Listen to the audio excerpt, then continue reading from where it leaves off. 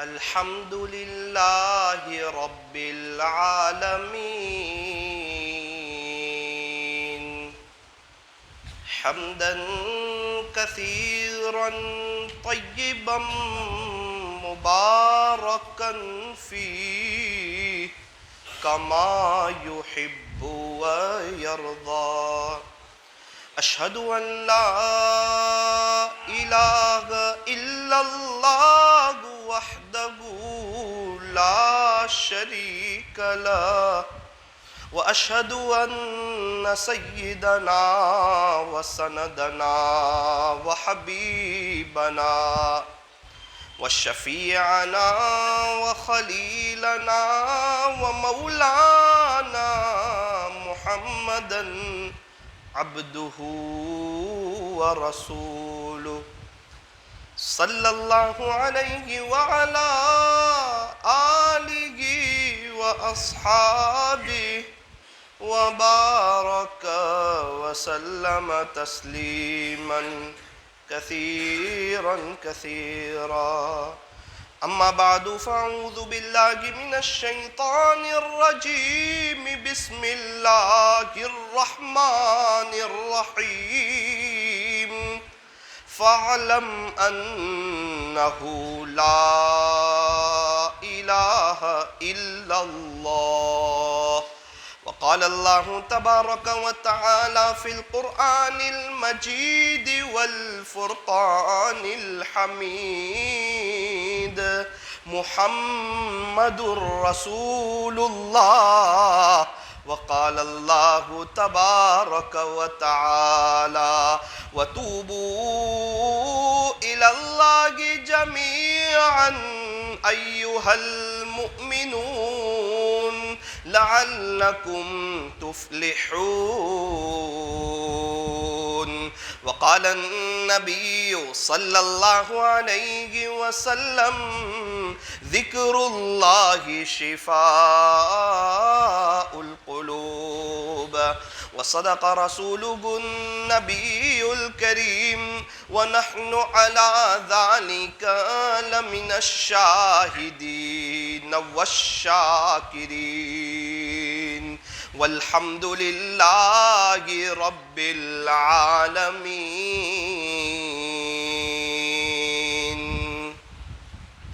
نہ دنیا سے نہ دولت سے نہ گھر آباد کرنے سے، نہ دنیا سے نہ دولت سے نہ گھر آباد کرنے سے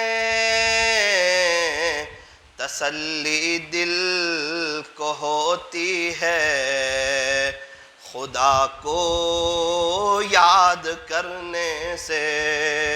تسلی دل کو ہوتی ہے خدا کو یاد کرنے سے.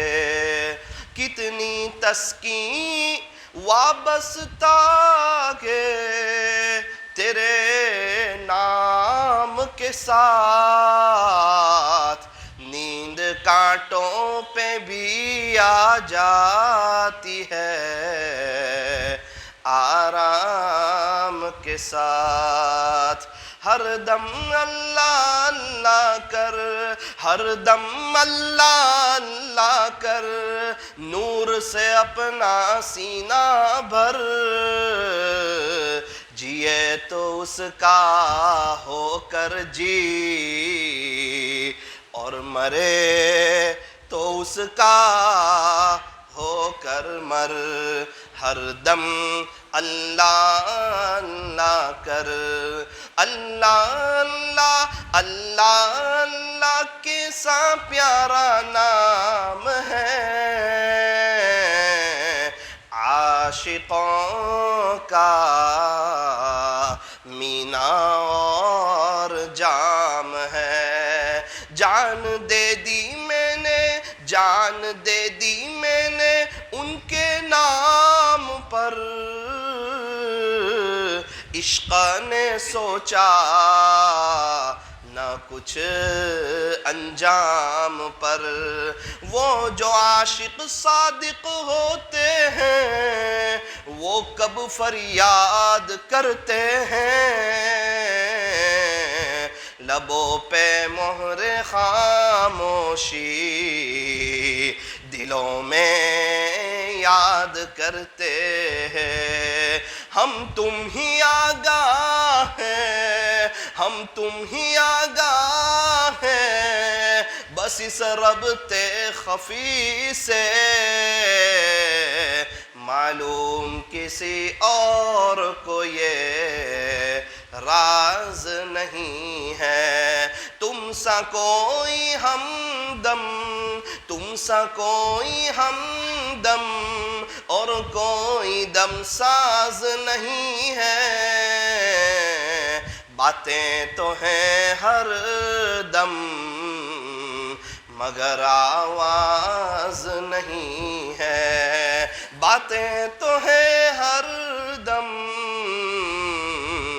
مگر آواز نہیں ہے۔ اے انسان اب بھی فرصت توبہ ہے، دیر نہ کر۔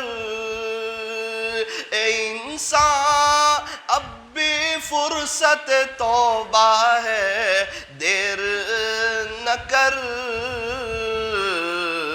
وہ ابھی گرا نہیں، جو گرا پھر سنبھل گیا۔ کر لے توبہ، کر لے توبہ، ابھی وقت ہے، پھر یہ نہ کہنا کہ حساب بہت سخت ہے۔ محبت سے، ادب سے، عظمت سے اور اس استحضار کے ساتھ کہ میں یہاں ہوں، میرا دل مدینے میں ہے، درود پاک پڑھ لیجئے۔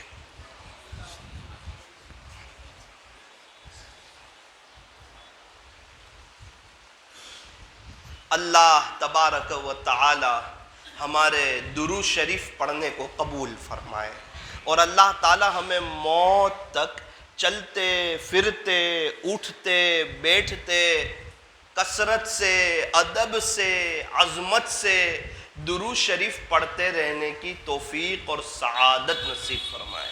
درود شریف کا پڑھنا یہ اللہ کی بہت بڑی نعمت ہے۔ جب بندہ درود شریف پڑھتا ہے تو اللہ تبارک و تعالی اس بندے سے محبت فرماتے ہیں، آخرت میں اس کے درجات بلند ہوتے ہیں۔ اور میرے عزیزو، جب کوئی بندہ نیکی کا کام کرتا ہے تو نیکی لکھنے والا فرشتہ نیکیاں لکھتا ہے، اور جب کوئی بندہ گناہ کا کام کرتا ہے تو گناہ لکھنے والا فرشتہ گناہ لکھتا ہے۔ لیکن درود شریف ایسا جامع اور ایسا قیمتی اور ایسا زبردست عمل ہے کہ بندہ جب درود شریف پڑھتا ہے تو دونوں فرشتے مشغول ہو جاتے ہیں۔ آپ کہیں گے کہ نیکی لکھنے والا فرشتہ جو مشغول ہوتا ہے وہ تو سمجھ میں آتا ہے، لیکن گناہ لکھنے والا فرشتہ کیوں مشغول ہو جاتا ہے؟ مثال کے طور پہ بندے نے پڑھا صلی اللہ علیہ وسلم، تو نیکی لکھنے والا فرشتہ جو ہے وہ 10 نیکیاں لکھ دیتا ہے، اور گناہ لکھنے والا فرشتہ جو ہے وہ 10 گناہوں کو مٹا دیتا ہے۔ دونوں فرشتے مشغول، نیکی لکھنے والا فرشتہ نیکیاں لکھ رہا اور گناہ لکھنے والا فرشتہ گناہ مٹا رہا ہے۔ یہ اتنا اونچا عمل، تمام اللہ والوں کا متفقہ وظیفہ، چاہے صحابہ ہو، تابعین ہو، تبع تابعین ہو، اولیاء عظام ہو، محدثین ہو، مشائخین ہو، فقہا ہو، جتنے اللہ والے دنیا سے چلے گئے سب درود شریف پڑھنے والے تھے۔ جتنے اللہ والے ہیں وہ بھی محبت سے درود شریف پڑھتے ہیں، اور قیامت تک جتنے اللہ والے آئیں گے یہ سب درود شریف کا اہتمام کرتے رہیں گے۔ اللہ تبارک و تعالی ہمیں درود شریف جو ہے محبت کی زبان سے اور دل کی حاضری کے ساتھ کثرت سے پڑھنے کی توفیق اور سعادت نصیب فرمائے۔ میرے ایک دوست مرحوم ہو چکے، جوانی میں اللہ کو پیارے ہو گئے، 30-31 سال کی عمر۔ میرے عزیزو، یہ کوئی گارنٹی نہیں کہ ہمیں بڑھاپا ملے گا۔ شیطان اور نفس کا یہ دھوکہ ہے، وہ ہمیں یوں کہتا ہے کہ ابھی بہت وقت ہے، بعد میں توبہ کرنا، بعد میں توبہ کرنا، بعد میں توبہ کرنا، اور بات کرتے کرتے کتنوں کے جنازے اٹھ گئے اور کتنے قبرستان میں سو گئے، اور ان کے لیے جو ہے توبہ کا دروازہ بند ہو گیا۔ وہ اللہ کو پیارے ہو گئے، وہ افسوس کرتے ہوں گے اے کاش این جوانی میں توبہ کر لیتا۔ انسان سوچتا ہے بڑھاپے میں اللہ کی طرف آ جاؤں گا۔ ارے میرے عزیز، اللہ کو منانے کی جو اصل عمر ہے وہ جوانی ہے، وہ جوانی ہے۔ یوں فرمایا عبادت کا بہترین وقت جوانی ہے، عبادت کا بہترین وقت جوانی ہے۔ کچھ چیزیں ایسی ہے جو زندگی میں ایک ہی مرتبہ ملتی ہے، اس میں سے ایک جوانی ہے۔ یہ جوانی چلی جائے پھر دوبارہ ہاتھ آتی نہیں۔ عقل مند وہ ہے جو اپنی جوانی اللہ پر فدا کر دے۔ ہر انسان کی یہ چاہت ہوتی ہے کہ میرا بڑھاپا اچھا ہو، میرا بڑھاپا جو ہے وہ شاندار ہو، اور بڑھاپے میں میرے ساتھ اللہ کی مدد ہو۔ وہ سن لے، جو جوانی اللہ پر فدا کرتے ہیں بڑا شاندار بڑھاپا پاتے ہیں۔ بڑھاپا بھی شاندار، قبر بھی شاندار، اس کا جنازے کا وہ منظر بھی شاندار، اور آخرت میں اس کا استقبال بھی شاندار۔ اللہ کے یہاں اس کا بڑا اونچا مقام۔ کس کا؟ فرمایا کہ جو جوانی اللہ پر فدا کرے۔ اور شیطان اور نفس یہ پوری محنت میں لگے ہوئے ہیں کہ بندہ جوانی اللہ پر فدا نہ کرے، اور یہ دنیا والوں کی پوری چاہت ہے اور پوری پلاننگ ہے کہ انسان کی جوانی ضائع ہو جائے۔ ایک کورونا وائرس ہلکا سا گیا نہیں کہ دوسرا روحانی کورونا وائرس آ گیا IPL کی شکل میں۔ انسان کا وقت برباد ہو رہا ہے، یہ روحانی کورونا وائرس ہے۔ نمازیں جا رہی ہے اور انسان کا دھیان کومنٹری میں، انسان کومنٹری سنتا، اپنے وقت کو ضائع کرتا۔ میرے عزیزوں، کتنے لوگ ایسے ہوں گے جو میچ دیکھتے دیکھتے اللہ کو پیارے ہو گئے، وہ اللہ کو منہ کیسے بتائیں گے؟ کتنے ایسے ہوں گے جو کومنٹری سنتے سنتے اللہ کو پیارے ہو گئے۔ میرے عزیزو، کسی اور کی دنیا بن رہی ہے اور ہماری آخرت برباد ہو رہی ہے۔ انسان کہتا ہے کہ ٹائم پاس ہو رہا ہے۔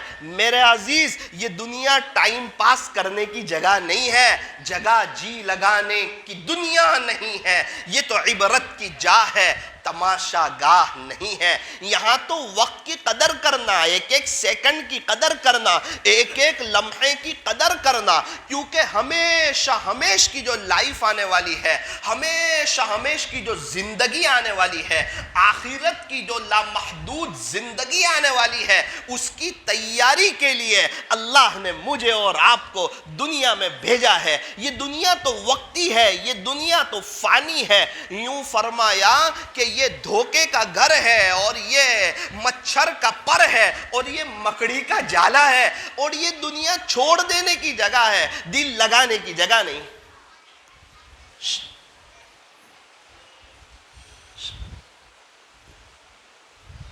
جگہ جی لگانے کی دنیا نہیں ہے، یہ تو عبرت کی جا ہے، تماشا گاہ نہیں۔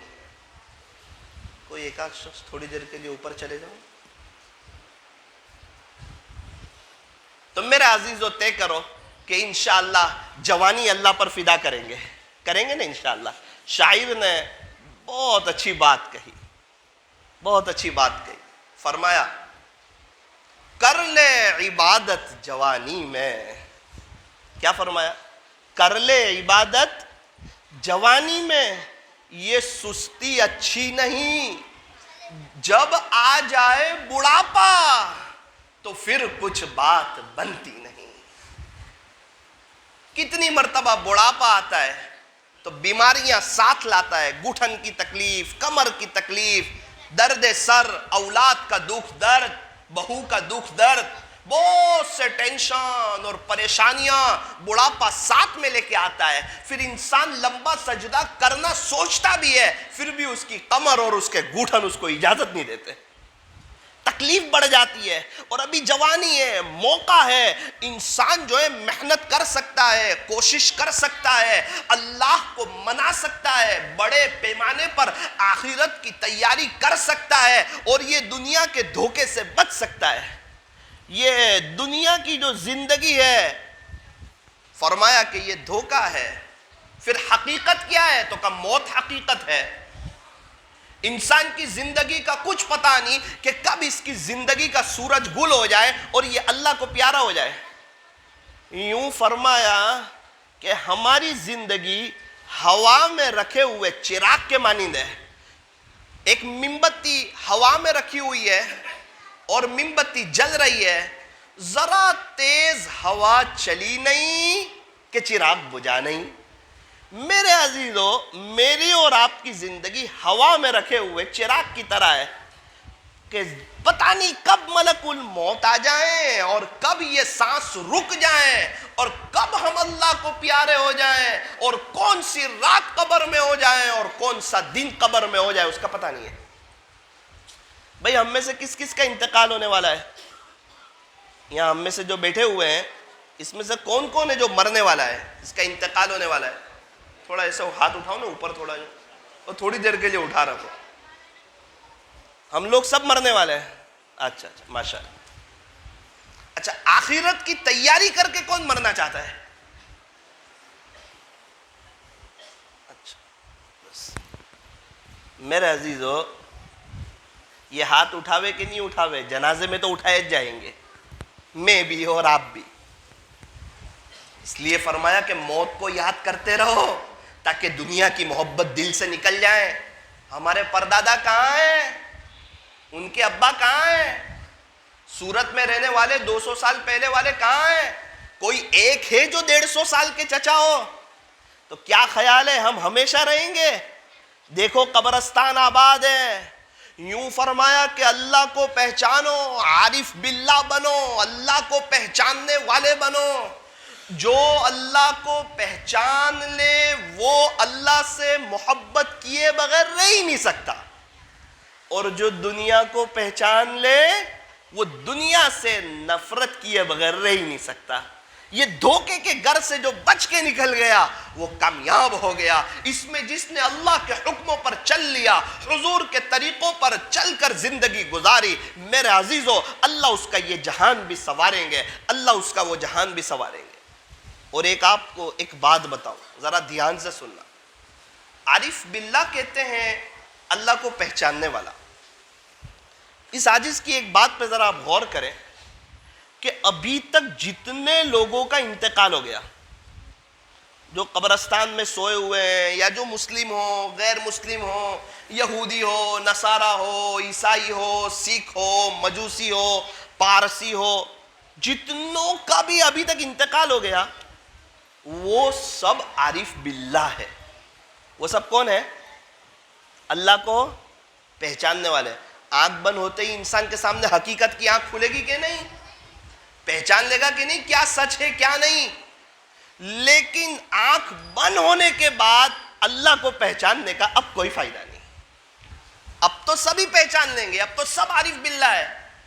اور آپ دیکھو قبرستان میں جتنے سوئے ہوئے ہیں وہ سب توبہ کرنے کے لیے تیار ہے، وہ سب اللہ کے ہونے کے لیے تیار ہے، پوری زندگی اللہ کے راستے میں وقت لگانے کے لیے تیار ہے، اپنی زندگی اللہ پر فدا کرنے کے لیے تیار ہے. وہ قرآن شریف پڑھنے، درود شریف پڑھنے، استغفار پڑھنے، اللہ کو راضی کرنے کے لیے وہ جتنے قبر میں سوئے ہوئے سب تیار ہے. لیکن اللہ اب ان کی ایک بھی سننے کے لیے تیار نہیں ہے.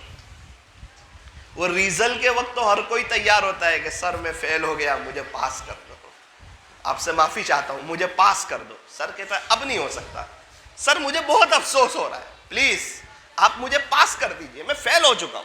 نہ بیٹا، یہ افسوس پہلے کرنے کا تھا محنت کرنے کی تھی, ایگزام میں اچھا پیپر دینے کا تھا, تو آج تیرا بھی ریزلٹ اچھا آیا ہوتا, تیرا بھی نتیجہ اچھا آیا ہوتا. دیکھ یہ تیرے دوست احباب, یہ تیرے ساتھ گھومنے والے, تیرے ساتھ باتیں کرنے والے, لیکن تو گھومتا رہتا تھا اور یہ لوگ محنت سے پڑھتے تھے, انہوں نے ایگزام میں اچھا پرچہ لکھا, دیکھ آج سب کے نتیجے اچھے آئے اور یہ سب خوش ہے. اور کوئی کہتا ہے کہ میرا ابو میرا یہ اکرام کریں گے, میرا ابو مجھے انعام میں یہ گاڑی دلائیں گے, اور وہ خوش ہے.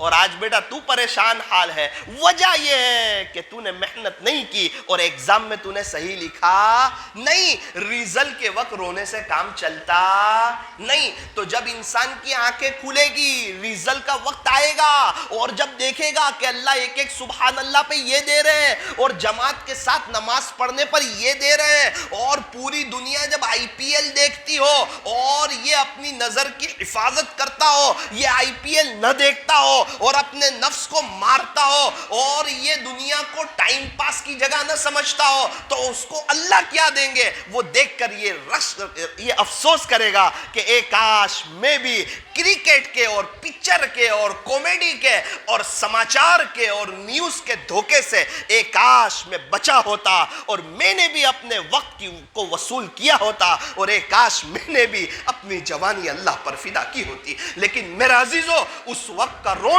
اس وقت کا تڑپنا اور اس وقت کا افسوس کرنا یہ ذرہ برابر بھی کام نہیں آئے گا. اس وقت اللہ کو رحم نہیں آئے گا. اگر آنسو ختم ہو جائیں گے, خون کے آنسو شروع ہو جائیں, وہ ختم ہو جائے, پیپ کے آنسو شروع ہو جائے, پھر بھی اللہ کو رحم نہیں آئے گا. کیا بات ہے کہ اللہ جب رحم کرنا چاہتے تھے اس وقت تو نے اپنے آپ کو پیش کیا نہیں, اور خدا نے جب توبہ کا دروازہ بند کر دیا اور تیری آنکھ کھلتے ہی تو دوسرے جہان میں چلا گیا اور حقیقت کی آنکھ کھلی ہے, اب تو توبہ کرنے کے لیے تیار ہے. اب اللہ نہ تیری توبہ قبول کرنے کے لیے تیار ہے اور نہ تجھے اپنا بنانے کے لیے تیار.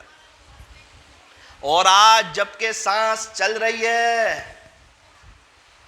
توبہ کا دروازہ کھلا ہوا ہے, میرا اور آپ کا ابھی انتقال ہوا نہیں ہے, مجھے اور آپ کو ابھی غسل نہیں دیا گیا, کفن نہیں پہنایا گیا, جنازے میں نہیں سلایا گیا, میری اور آپ کی ابھی جنازے کی نماز ہوئی نہیں ہے, ہونے والی ہے سب کی, ہوگی سب کی. کتنے جن کے ابا کے جنازے کی نماز ہوئی اس میں؟ کتنے جن کے دادا کے جنازے کی نماز ہوئی, پردادا کے؟ تو کیا ہماری نہیں ہوگی؟ کیا ہمیں کفن نہیں پہنایا جائے گا؟ کیا یہ دنیا چھوڑ کر ہمیں نہیں جانا؟ میرے عزیزو, جس کے پاس جانا ہے کیا اس کو ناراض کر کے جائیں گے؟ کیا اس کو ناراض کر کے جائیں گے؟ نہ میرے عزیزو, اللہ کو راضی کر کے جانا ہے.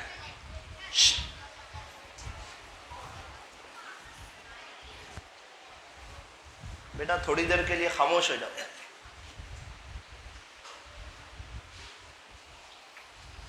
اللہ تبارک و تعالی ہمیں آخرت کو سامنے رکھ کر زندگی گزارنے کی توفیق عطا فرمائے.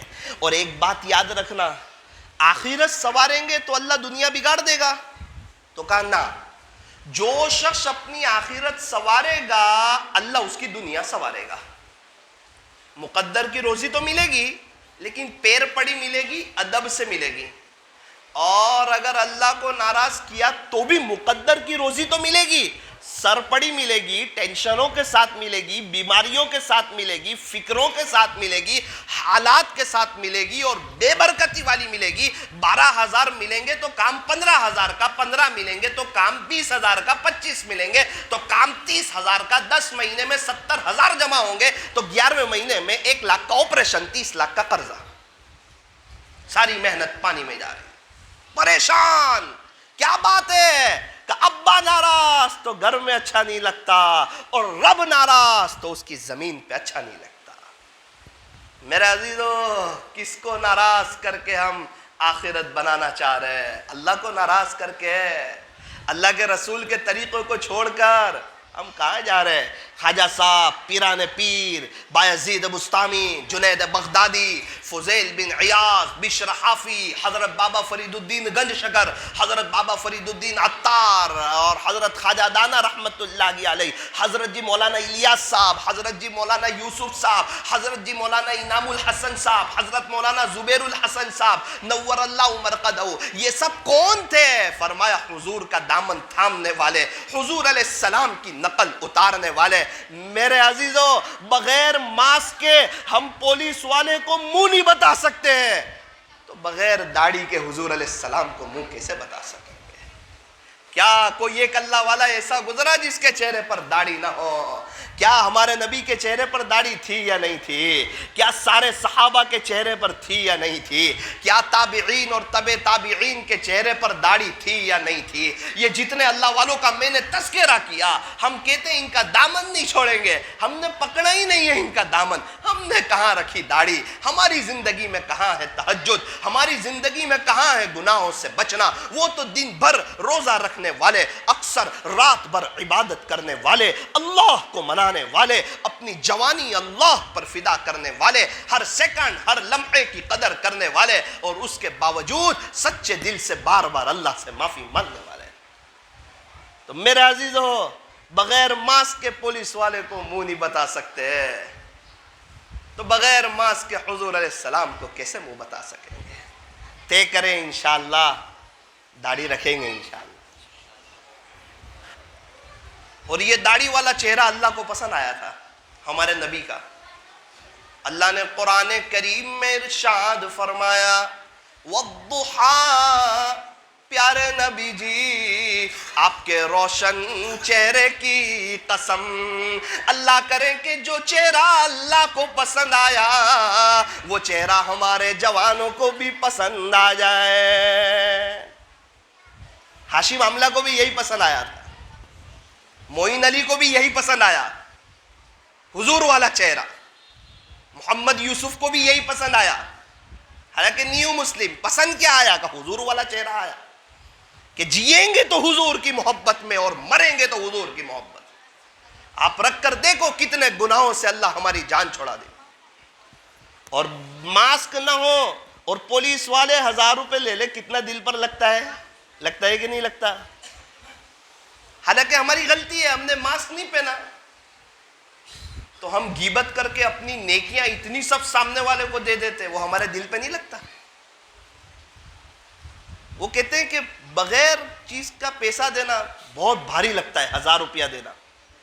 1000 روپے کی بچے کے لیے کوئی چیز لے آئے مسئلہ نہیں ہے، ہوٹل میں کھا لے مسئلہ نہیں ہے، گھر کی کوئی چیز لے آئے وہ مسئلہ نہیں ہے، لیکن ماسک نہ ہو اور پولیس والے کو 1000 روپے دے تو وہ ایک دم دل پر لگتا ہے۔ اور غیبت کر کے رات کو سونے سے پہلے میاں بیوی اپنی نیکیاں دے رہے ہوتے اور کوئی احساس نہیں، ماں باپ کو دے رہے، بھابھی کو دے رہے، بھائی کو دے رہے، چچا کو دے رہے، چاچی کو دے رہے، اڑوس پڑوس والوں کو دے رہے، اور بھر بھر کے نیکیاں دے رہے۔ ایک تو ہے ہی کم اور اس کو دے رہے، اور پھر ساتھ میں تو کہ ان کے گناہ بھی لے رہے۔